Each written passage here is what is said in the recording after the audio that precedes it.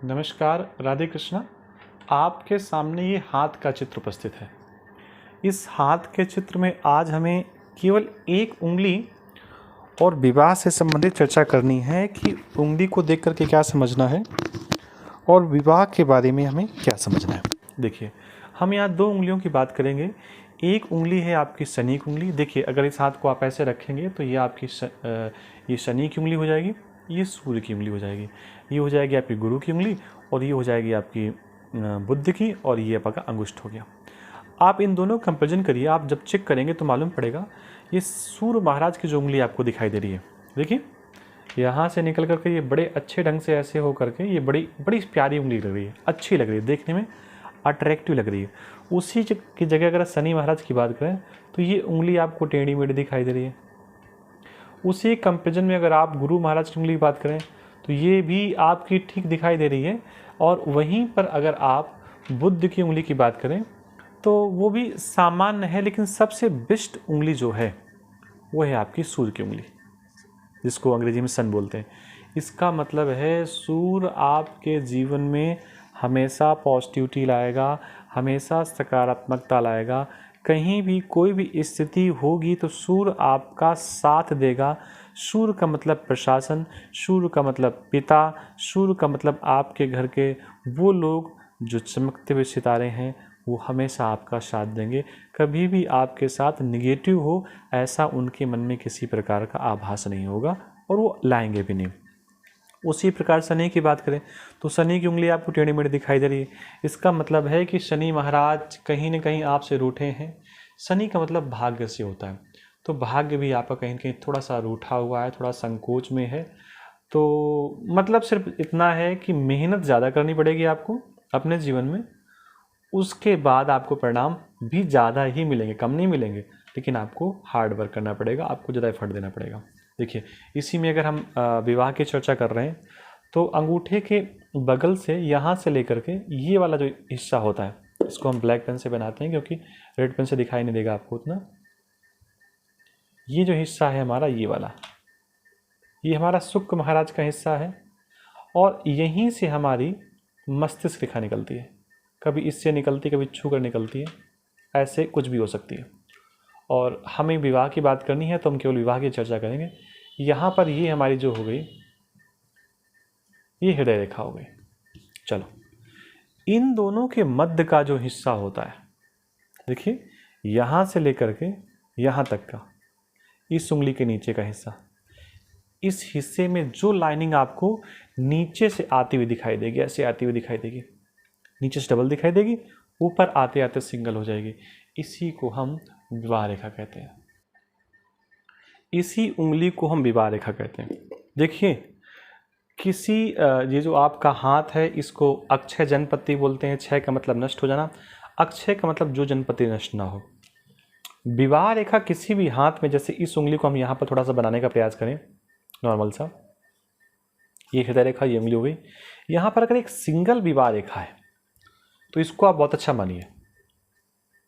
यहीं पर अगर आपके पास डबल विवाह रेखा है, ट्रिपल विवाह रेखा है, तो इसको बहुत अच्छा मत मानिए। ये मत सोचिए कि आपके 4 विवाह हो जाएंगे, 5 विवाह हो जाएंगे। 4 विवाह हो तो जाएंगे, लेकिन आपको जीवन को सुकून नहीं मिलेगा, चैन नहीं मिलेगा। उसी प्रकार विवाह रेखा, कई बार क्या होता है कि विवाह रेखा निकल के तो ऐसे आ रही है, सिंगल आ रही, नीचे से या डबल आ रही, कैसे भी, और आगे जाते जाते ये वी शेप में हो जाती है। अगर ऐसी कोई स्थिति आती है विवाह रेखा की, तो ये समझिए पहली प्रायोरिटी तो भैया ये है कि विवाह के सुख को भूल जाइए, पार्टनर के सुख को भूल जाइए, पति या पत्नी के सुख को भूल जाइए। और गलती से अगर आपने कर भी लिया विवाह तो भी सुख नहीं मिलेगा।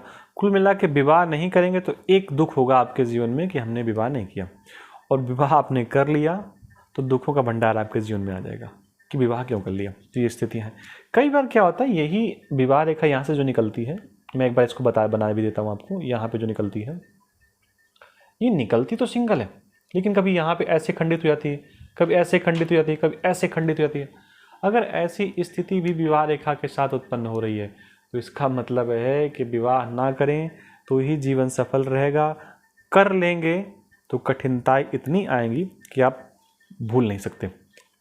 उसी के बाद कई बार क्या होता है, विवाह रेखा ऐसे निकली नीचे से, निकल के जड़ में ही कई ऐसे रेखाएं हो जाती हैं, ये भी ठीक नहीं। कई बार क्या होता है, विवाह रेखा निकली और निकल करके ये विवाह रेखा यहाँ से जाते हुए, जैसे यहाँ से निकली और यहाँ से निकलते निकलते निकलते यहाँ पहुँच गई, तो ऐसी विवाह रेखा ठीक होती है। इसका मतलब ये होता है कि ये व्यक्ति जिस व्यक्ति के साथ संबंध जोड़ेगा उसका व्यापार बढ़ेगा, या ये व्यक्ति जिस व्यक्ति के पास पहुंचेगा, मेल हो या फीमेल हो, तो उसके पास जो कार्य होगा उसके कार्य में तरक्की होगी, उसके कार्य में उन्नति होगी, ऐसा आपको मानना चाहिए और ऐसा होता भी है। तो ये तो रही विवाह से सुंदर चर्चा। विवाह के लिए और भी बहुत सारी चीज़ें देखते हैं, हम धीरे धीरे सीखने का प्रयास करेंगे, जानने का प्रयास करेंगे अपने हाथ में, लेकिन इतना मान लीजिए एक विवाह रेखा ही सबसे अच्छी होती है। अब प्रश्न कई बार होता है कि विवाह कब होगा, तो उसके लिए क्या है, इस पूरे हिस्से को आप, इस हिस्से को किसी स्केल से, कहीं से, किसी भी तरीके से आप इसको माप लें, इसको काउंट कर लें, और काउंट करने के बाद आप ये चेक करें कि जो ये मध्य में विवाह रेखा निकली है वो बिल्कुल मध्य में निकली है या पहले निकली है, बाद में निकली है। जैसे ये मानो ये वाला हिस्सा आपका इतना है, ये मान लीजिए। अब इसमें अगर ये मध्य से रेखा निकली है, बिल्कुल मध्य से निकली है, तो इसको तो फिर आप बहुत अच्छा मानिए। अगर मध्य से रेखा निकली हुई है तो इसको तो आप बहुत अच्छा मानिए, लेकिन अगर मध्य से पहले से निकली है तो उसको आप थोड़ा सा ठीक मत मानिए। जैसे ये रेखा आपकी मध्य बिल्कुल यहाँ से निकली है, इसका मतलब है कि थोड़ा सा लेट विवाह होगा, थोड़ा सा लेट। वहीं पर अगर विवाह रेखा आपकी थोड़ा सा और पहले निकली, मतलब जो आपका ये वाला हिस्सा है, ये दोनों, ये मध्य का हो गया, और थोड़ा पहले से निकली यहाँ से, तो इसका मतलब विवाह आपका 22, 23, 24 साल में हो जाना चाहिए।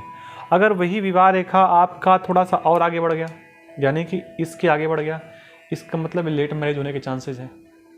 अगर यहीं पर विवाह रेखा के साथ दो लाइनें हैं, एक छोटी सी एक बड़ी सी, तो इसका मतलब है कि विवाह तो आपका होगा, लेकिन जो पहला विवाह होगा वो विवाह हो सकता है बारात जाए आपकी घर तक और किसी कारण से वहाँ से बारात आपकी वापस आ जाए, तो ऐसी भी स्थितियाँ हो सकती हैं। इन चीज़ों को भी ध्यान रखना है।